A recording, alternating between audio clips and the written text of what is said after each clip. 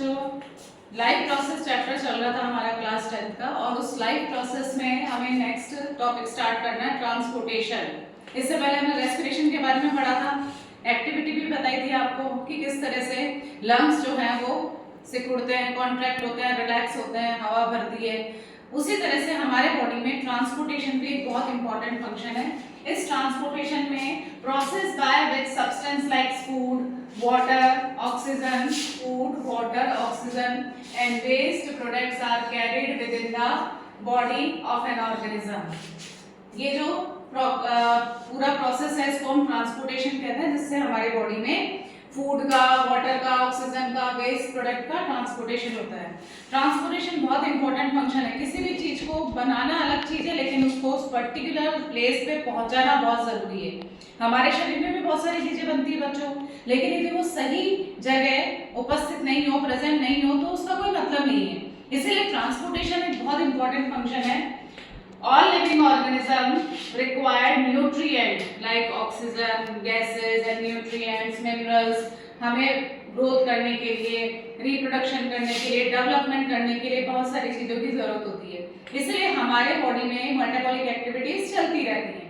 लेकिन उन metabolic activities के लिए बहुत सारे हमें सब्सटेंस चाहिए होते हैं। उन सब्सटेंस को एक जगह से दूसरी जगह कौन लेके जाता है? बताओ बच्चों, कौन लेके जाता है?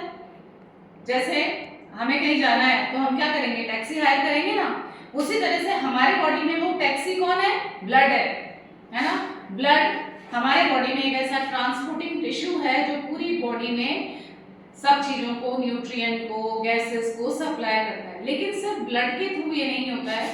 ट्रांसपोर्ट करने के लिए जो सर्कुलेटरी सिस्टम प्रेजेंट होता है उसमें हार्ट होता है, ब्लड होता है और ब्लड वेसल्स होती है। यूनिसेलुलर ऑर्गेनिज्म क्योंकि एक सिंगल सेल है तो उसके अंदर तो सिंपल डिफ्यूजन के थ्रू हो जाता है, लेकिन मल्टी सेलुलर ऑर्गेनिज्म में पूरा एक कॉम्प्लेक्स सिस्टम प्रेजेंट होता है जो हमारी पूरी बॉडी में नेटवर्क बना लेता है इसका, जिससे एक जगह से दूसरी जगह, एक ऑर्गन से दूसरी ऑर्गन में, टिश्यूज में, सेल्स में सब चीजें पहुंचाई जाती है। ठीक है बेटा। तो सर्कुलेटरी सिस्टम में 3 पार्ट होते हैं, हार्ट होता है, ब्लड होता है और ब्लड वेसल्स होती है। ब्लड वेसल्स कितने टाइप की होती है? 3 तरह की होती है, आर्टरीज, वेन्स एंड कैपिलरीज। अब आपके क्लास 10th में हार्ट का इवोल्यूशन बता रखा है कि किस तरह से हार्ट का इवोल्यूशन हुआ है। जैसे पाइसीज जो फिशेस होती है उनके अंदर 2 चैम्बर्ड हार्ट होता है, 1 एट्रियम और 1 वेंट्रिकल। एक अपर चैम्बर होता है और एक लोअर चैम्बर होता है। एम्फीबियंस जैसे फ्रॉग होते हैं, है ना, उनके अंदर 3 चैम्बर्ड हार्ट होता है, यानी 2 ऊपर चैम्बर बन जाते हैं और नीचे एक चैम्बर रहता है। तो 2 चैम्बर ऊपर वाले राइट एट्रियम और लेफ्ट एट्रियम और नीचे एक वेंट्रिकल होता है। यहाँ पर जो ब्लड है, इम्प्योर एंड ऑक्सीजनेटेड और डीऑक्सीजनेटेड ब्लड ऊपर तो अलग अलग रहता है लेकिन नीचे मिक्स हो जाता है। रेप्टाइल्स के अंदर भी 3 चैम्बर्ड होता है, लेकिन एक एक्सेप्शन है, क्रोकोडाइल में 4 चैम्बर्ड हार्ट होता है।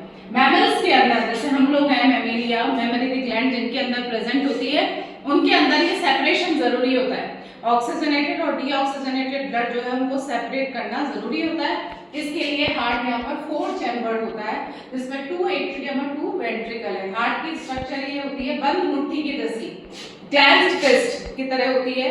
चेस्ट कैविटी में दोनों लंग्स के बीच में एक स्पेस होती है जिसे हम कहते हैं मेडिस्टीनियल स्पेस। वहां पे ये बंद मुट्ठी और ट्रायंगुलर शेप के अकॉर्डिंग प्रेजेंट होता है। वैसे तो हार्ट बीच में होता है, लेकिन हमें क्यों फील होता है कि ये लेफ्ट में है? इसलिए फील होता है क्योंकि एक तो इसका जो एंगल है वो थोड़ा सा टिल्ट है लेफ्ट की तरफ, और दूसरी चीज ये है कि जो प्योर ब्लड है वो लेफ्ट से सर्कुलेट होता है, इसीलिए ऑक्सीजनेटेड ब्लड जो है वो लेफ्ट से सर्कुलेट होता है। यहाँ पर हम स्ट्रक्चर पढ़ेंगे। यहाँ पर right atrium, right ventricle, left atrium, left ventricle, right atrium, right ventricle के बीच में ये वेल्व होता है जिसे ट्राइकस्पिड वेल्व कहते हैं। लेफ्ट एट्रियम, लेफ्ट वेंट्रिकल के बीच में जो वेल्व होता है उसको बाइकस्पिड वेल्व कहते हैं। इसके चारों तरफ मेम्ब्रेन प्रेजेंट होती है जो उसको सराउंड करती है, पेरिकार्डियल मेम्ब्रेन कहते हैं इसे हम, पेरिकार्डियम। और इसमें यहाँ से लेफ्ट राइट वेंट्रिकल से एक आर्टरी ओरिजिन होती है जिसे पल्मोनरी आर्टरी कहते हैं। हमने पढ़ा था आर्टरी वैसे प्योर ब्लड को सप्लाई करती है, लेकिन ये एक्सेप्शन है। पल्मोनरी आर्टरी जो है वो डीऑक्सीजनेटेड ब्लड को लंग्स में लेके जाती है और प्योरिफिकेशन के बाद पल्मोनरी वेन इसे लेफ्ट एट्रियम में लेके आती है। लेफ्ट एट्रियम और लेफ्ट वेंट्रिकल से जो ऑक्सीजनेटेड ब्लड होता है वो ऑर्टा के थ्रू पूरी बॉडी में सर्कुलेट होता है।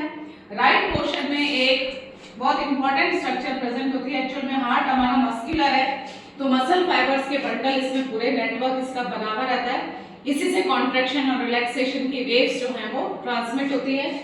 ये जो है फाइबर बना हुआ है इसे हम ऐसे नोड कहते हैं। ऐसे नोड से इसको पेसमेकर ऑफ द हार्ट कहते हैं। ऐसे नोड से जो फाइबर्स हैं वो एवी नोड की तरफ जुड़े हुए रहते हैं, जिसमें कॉन्ट्रैक्शन की वेव दोनों एट्रियम में ट्रांसफर होती है। फिर ये जो वेव्स है वो यहाँ से ट्रांसफर होती है और वेंट्रिकल में किसके थ्रू ट्रांसफर होती है? फाइबर्स के थ्रू, जो इसकी पूरी वॉल में प्रेजेंट होते हैं। इनको हम परकिंसे फाइबर्स कहते हैं या बंडल ऑफ हिस कहते हैं। ये स्ट्रक्चर है। कल हम इसके बारे में कंटिन्यू करेंगे, डबल सर्कुलेशन की किस तरह से हार्ट ब्लड को और ब्लड के थ्रू न्यूट्रिएंट्स और गैसेस को सप्लाई करता है। Thank you.